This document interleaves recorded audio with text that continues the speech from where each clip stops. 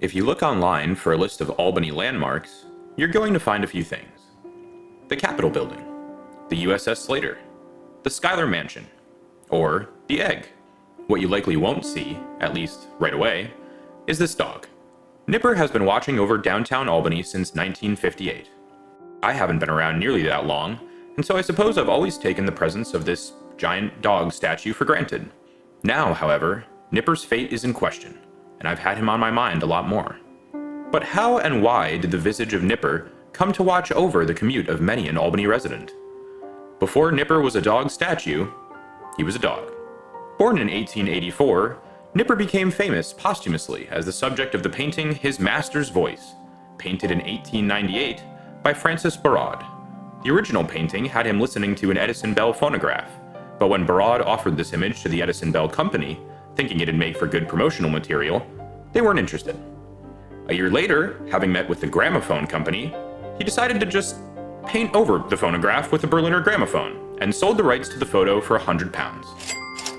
After this, the Gramophone Company made this painting of a dog, listening to what was originally a completely different playback device, the centerpiece of their entire brand identity.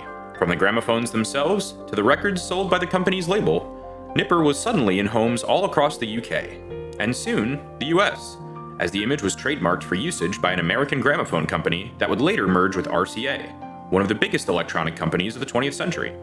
At the height of RCA's dominance in the 1950s, Nipper was everywhere, on products, on advertisements, on his own merchandise, and on top of buildings. Albany's Nipper is the largest in the world, the 28-foot-tall, 4-ton statue used to mark the location of what used to be the RCA distribution building. So that explains how Nipper got here. But why is he in trouble? To put it simply, the building he's on has fallen into disrepair. RCA went bankrupt almost 40 years ago at this point, and while the building has changed hands a few times since, it's currently the subject of ongoing foreclosure litigation, and no one has maintained it in over a decade. Just over a month ago, these red placards were placed over the doors, signaling that the property should only be entered under extreme circumstances, even by police or fire departments. If the building goes down, Nipper is most likely going down with it, as the city has no plans to relocate the statue.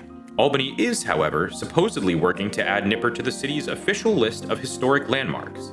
This would in theory help protect both the statue and the building legally, as well as make it eligible for historic preservation tax credits. But as with most things of this nature, it will likely take some pressure by the community to ensure Nipper has a fighting chance to keep his perch looking over downtown Albany. I know personally, I'd hate to see him go.